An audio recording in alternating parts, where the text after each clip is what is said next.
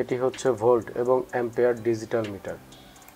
এরকম ভোল্ট মিটারের কানেকশন নিয়ে আমরা অনেকেই অনেক প্রবলেমে পড়ি, যেমন কানেকশনগুলো ঠিকমতো বুঝি না, এটার ওয়্যারিং বুঝি না এবং কানেকশন দিতে গেলেই নষ্ট হয়ে যাচ্ছে। এই ধরনের প্রবলেম আমরা অনেকেই সম্মুখীন হচ্ছি। সো আজকে দেখাবো এটির কানেকশনটি সহজে কিভাবে করা যায়।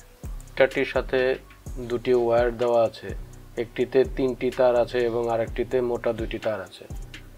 এটি টেস্ট করার জন্য চিকন 2টি তারের মাধ্যমে এই মিটারটিকে পাওয়ার দিতে হয় এবং হলুদ এই তারটার মাধ্যমে হচ্ছে যে আমরা ভোল্টেজ দেখতে পারি। তো আমরা প্লাস আর হলুদ তারটি একত্রে করে আমরা প্লাস সেকশনে কানেক্ট করব এবং মাইনাস তারটি আমরা মাইনাসে কানেক্ট করব।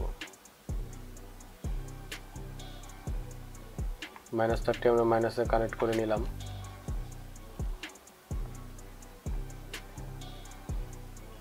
এখন আমরা স্পিড কন্ট্রোলারটি অন করলে দেখতে পাচ্ছি এখানে ভোল্ট শো করছে, কিন্তু অ্যাম্পিয়ার কিন্তু শো করছে না। এখানে এই নিচের এটি হচ্ছে অ্যাম্পিয়ার।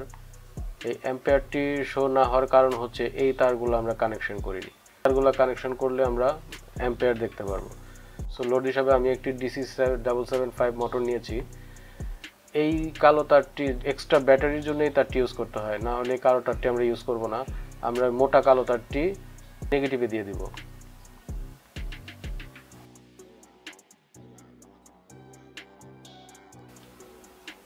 এবং মোটরের পজিটিভটি আমরা যে পজিটিভ কানেকশন দিয়েছিলাম তার সাথে একত্রে পজিটিভে লাগিয়ে দেব।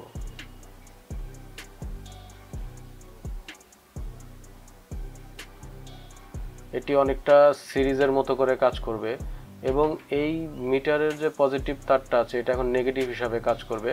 এই মোটরের নেগেটিভ তারের সাথে যোগ করতে হবে। কানেকশনটি খুবই সহজ, আপনারা একটু ভালো মতো দেখলেই বুঝতে পারবেন। এখন মোটামুটি এটি রেডি।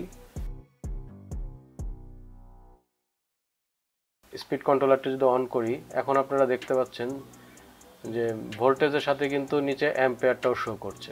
সো এইভাবে এটি কাজ করে। তো কানেকশনটি এখানে উল্টাপাল্টা দিলে হয়তো এটি নষ্ট হওয়ার চান্স থাকে। সো আশা করি আমার এই পদ্ধতিটি ফলো করলে আপনি এটার কানেকশনটি খুব ইজিলি বুঝতে পারবেন।